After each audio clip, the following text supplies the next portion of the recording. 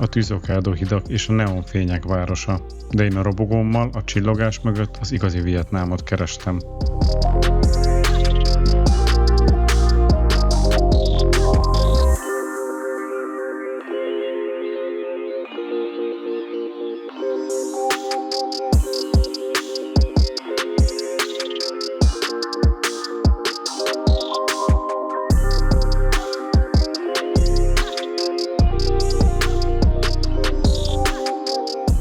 Nem lenne elég, hogy én fél perc alatt képes vagyok úgy leizzadni, mintha zuhanyoztam volna.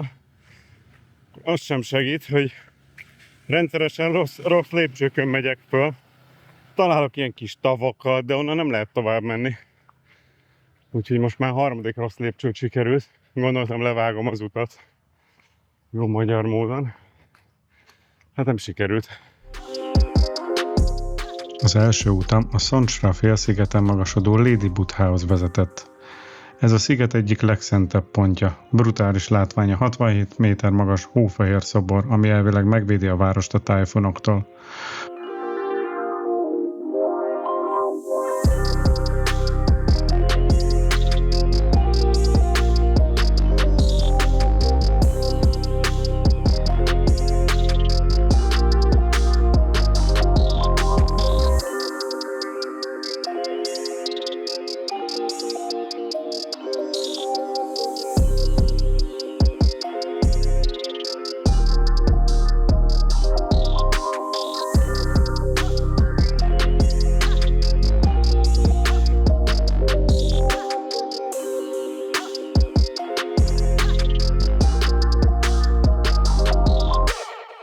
A hely nyugalma és a szerzetesek közvetlensége teljesen beszippantott.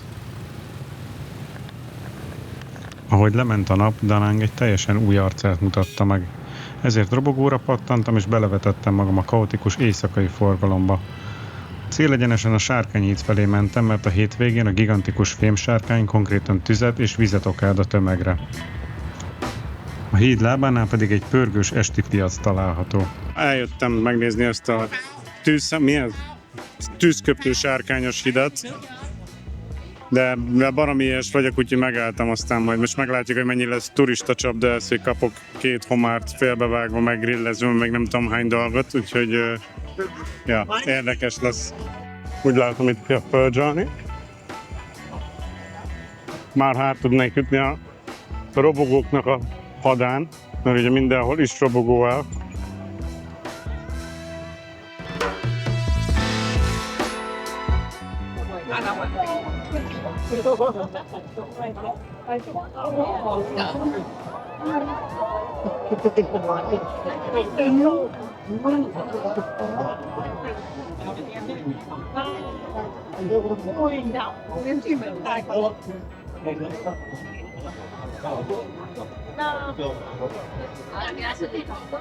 That's it?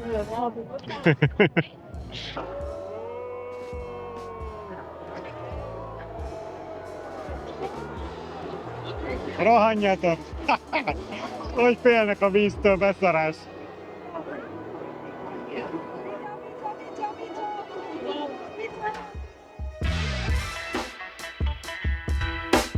A híd után nem sokat aludtam, mert hajnalban már a tengerparti halpiacon kezdtem. Itt a helyi halászok kis kör alakú csónakokkal hozzák ki a friss, aznapi reggeli fogást.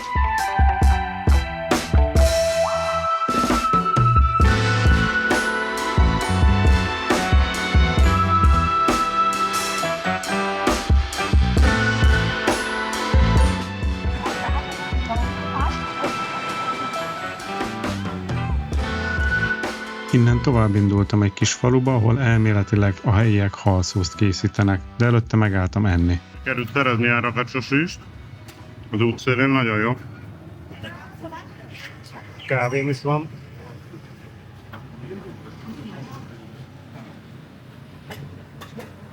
És olyan aranyosak voltak, amikor elkezdtem enni. Adtak ilyen pici széket, amit most ülök. Ráadásul benéztem a pénzt, és nagyobb címletet adtam nekik, és elindultam el, mint aki jól végezte a dolgát, és utánam rohantak, hogy visszaadjanak pénzt, úgyhogy nagyon kis becsületesek.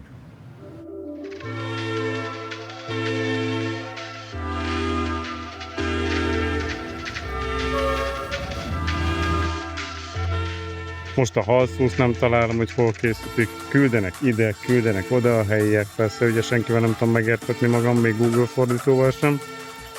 Úgyhogy, ja. Szerintem feladom most ezt a dolgot, elengedem, mert nem jött össze, úgyhogy... És amint feladtam, egy helyinek sikerült bekéreckednem a lakásába, aki megmutatta, hogy készítik a halszószt.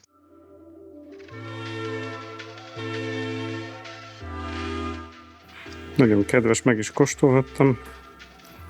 Öntött ki nekem egy kicsit. És akkor ilyen üvegbe átöntik, gondolom. És ebbe a hordóba tárolják itt. És ilyen színe van az edénybe. Hát én bekéreckedtem ide. Megéreztem, úgyhogy bejöttem enni ide egy helyre. Ilyen kis eldugott sikátorba, és csak helyek vannak, de az egyik lány kiválóan beszélt angolul meglepő módon, úgyhogy most ilyen palacsinta-szerű cuccot fogok enni, ha minden igaz. És így néz ki a hely, ilyen kis beülős.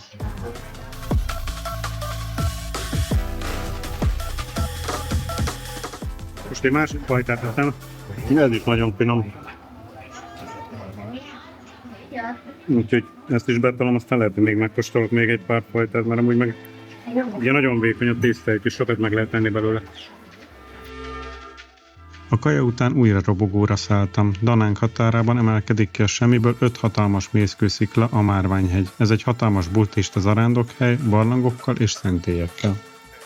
Értem a Márványhegyhez. Itt már messziről integetnek mindenhol, hogy náluk parkold le a robogódat, ami persze ingyen van, hogy leparkold a robogódat, csak utána be kell menni az ő szuvenír shopjukba és venni valami szuvenírt. Itt van a Kőfaragók utcája.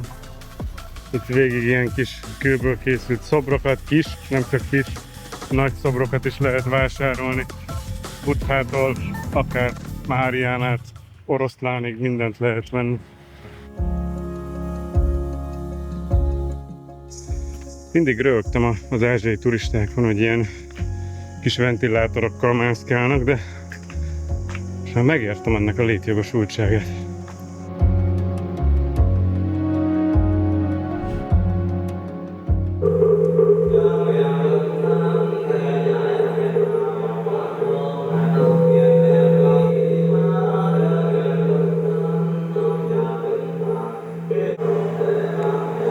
Az igazi varázslat akkor kezdődik, amikor bemész a sziklák gyomrába. A barlangok plafonján lévő réseken úgy szűrődik be a fény, mintha egy filmdíszletben járnék.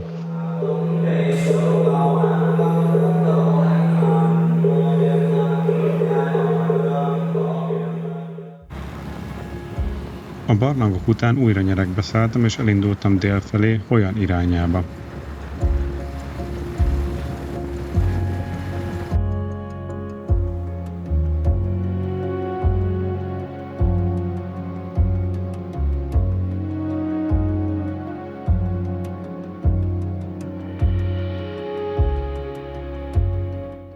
Így néz ki ez a valami.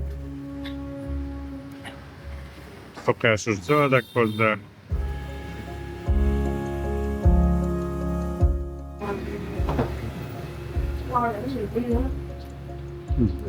Finom.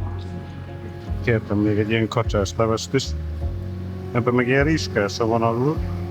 És arra vannak rárakva a cumok. Látszok, hogy milyen lesz. Vannak benne ilyen dolgok, úgy néz ki, mint a sült vér, vagy mint a, nem tudom, mint a máj, vagy mint a vér. Nem tudom megállapítani, hogy mi, mert ugyanilyen a fűszerezés, ami mindennek, ez itt a kacsahús. Olyan óvárosában vagyok.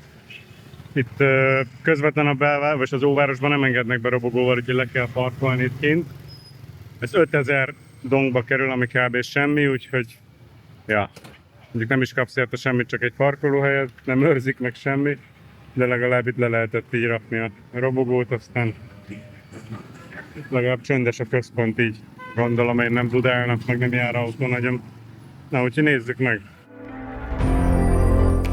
Olyan egy időutazás. A 15.-19. században az egyik legfontosabb dél-kelet-ázsiai kereskedelmi kikötő volt, és a belváros szinte semmit se változott. A sárga falak, a híres japán híd és a nappal még békésen lógó lampionok egy teljesen más világba repítenek, mint a modern Da Nang.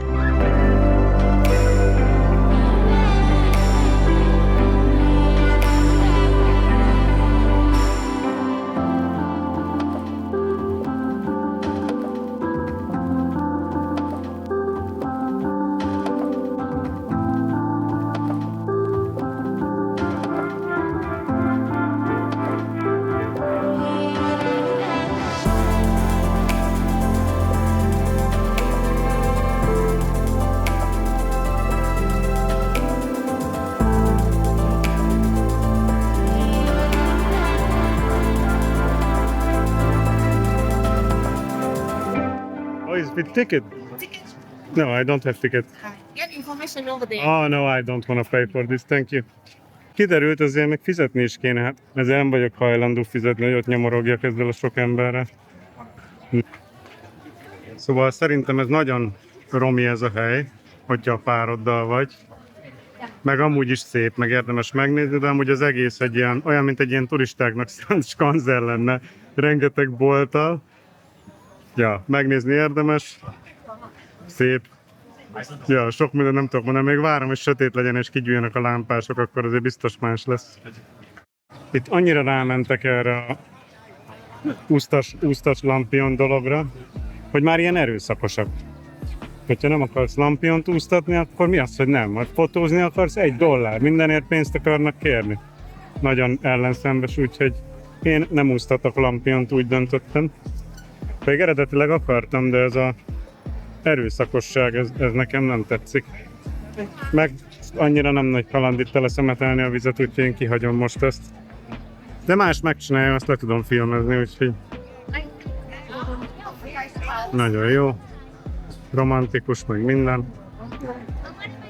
Főleg, hogyha másik 4 idegennel ülsz egy csónakba, de amúgy pároddal kettesbe biztos nagyon jó.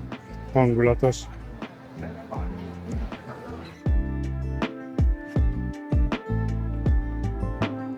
Olyan és Danang megmutatta nekem Vietnám legszebb színeit, de a kaland itt nem áll meg, a következő részben észak felé vesszük az irányt a felhőkbe vesző ködös hágókon át, ahol elhagyott vízividámpark, a dzsungel által visszavett romok és a szellemváros vár ránk. Tartsatok velem akkor is, iratkozzatok fel!